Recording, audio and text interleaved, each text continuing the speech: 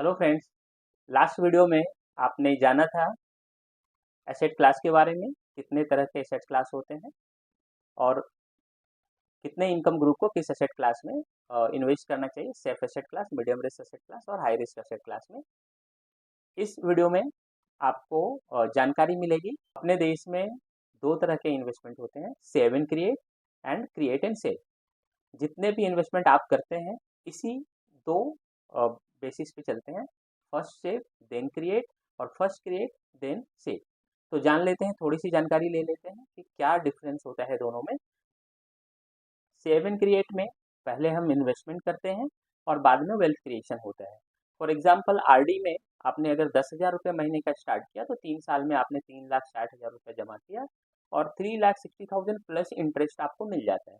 ये होता है सेव एंड क्रिएट। पहले आपने सेव किया एंड देन बाद में वेल्थ क्रिएट हुआ। सेव एंड क्रिएट इन्वेस्टमेंट को लोग वॉलंटियरली स्टॉप कर लेते हैं, या कोई इमरजेंसी आ गया, अगर आपको प्रॉफिट बुकिंग करनी हो इनकम, तो उस केस में स्टॉप कर देते हैं इन्वेस्टमेंट को। या इन्वेस्टर की डेथ हो जाती है तो भी ये सेव एंड क्रिएट का इन्वेस्टमेंट स्टॉप हो जाता है।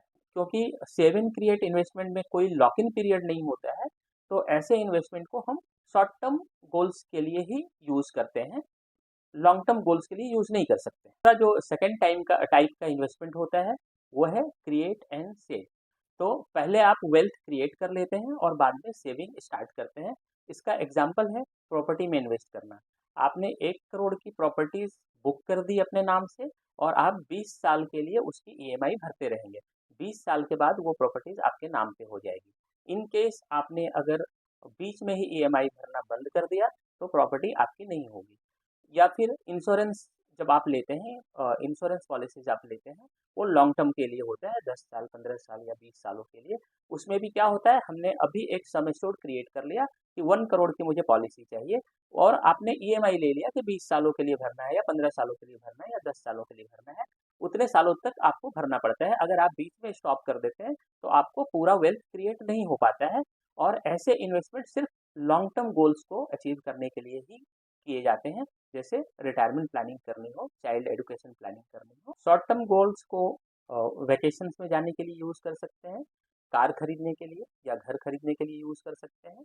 और लॉन्ग टर्म गोल्स को आप अपने रिटायरमेंट प्लानिंग के लिए या चाइल्ड्स के हायर एजुकेशन की प्लानिंग के लिए आप कर सकते हैं, चाइल्ड के मैरिज की प्लानिंग के लिए आप कर सकते हैं लॉन्ग टर्म गोल्स को।